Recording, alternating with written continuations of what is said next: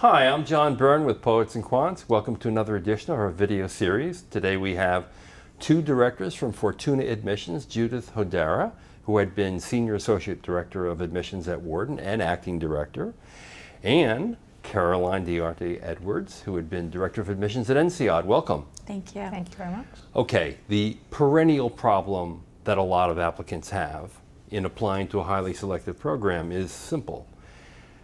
Probably 80% of the applicant pool at Wharton, at NCOD, at Harvard, at Stanford are fully qualified to attend and do extremely well in the program.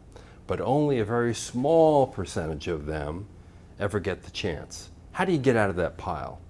It's a tough question, and it's a good question to ask. Sometimes candidates aren't aware of stories within their own backgrounds that might help to differentiate themselves.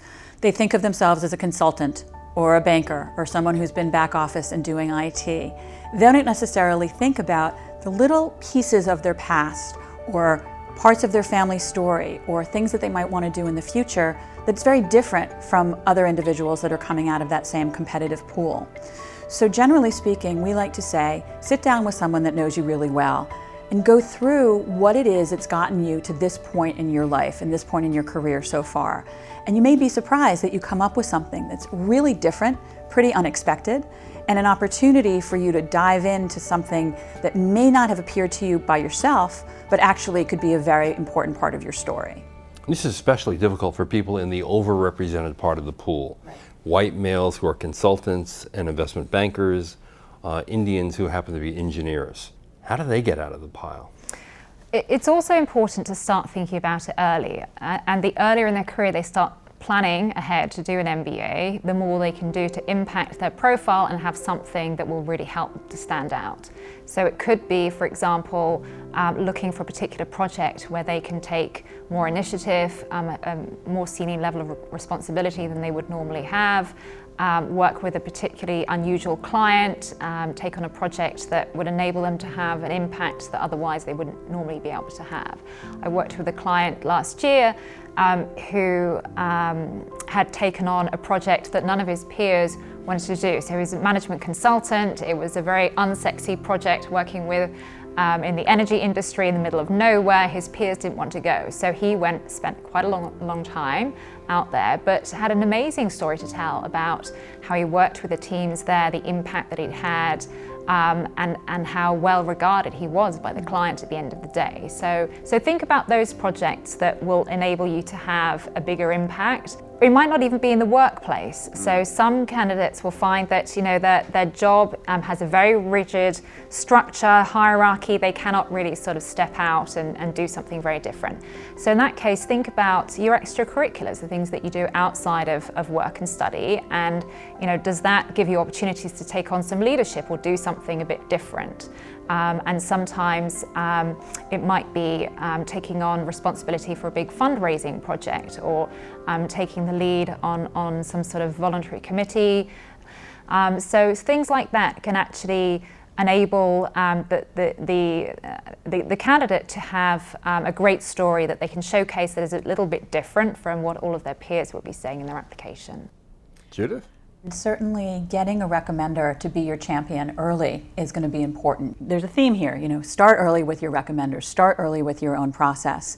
And finding that recommender who can really speak volumes about who you are as an individual, what you've brought to the team, what they understand that you want to do next, all the way down to what you haven't done so well.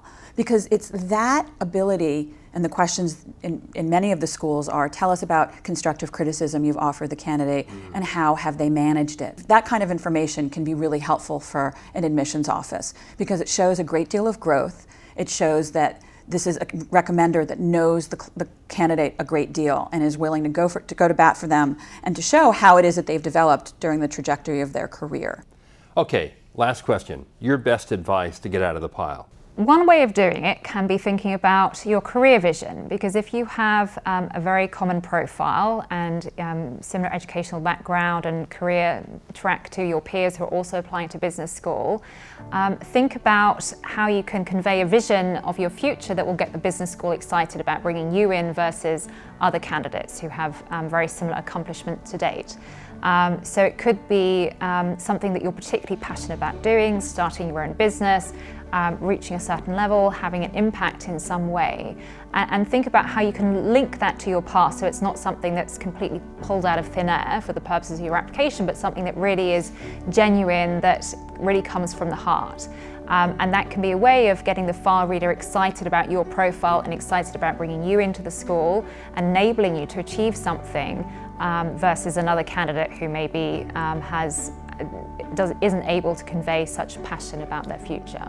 Judith, last words? I would say that being genuine and true to yourself is really important. We talk with students all the time, and when I was at Wharton, almost every day, but I don't speak 8 languages, or I haven't ever worked outside of my own country, or my undergraduate GPA is not where it should be.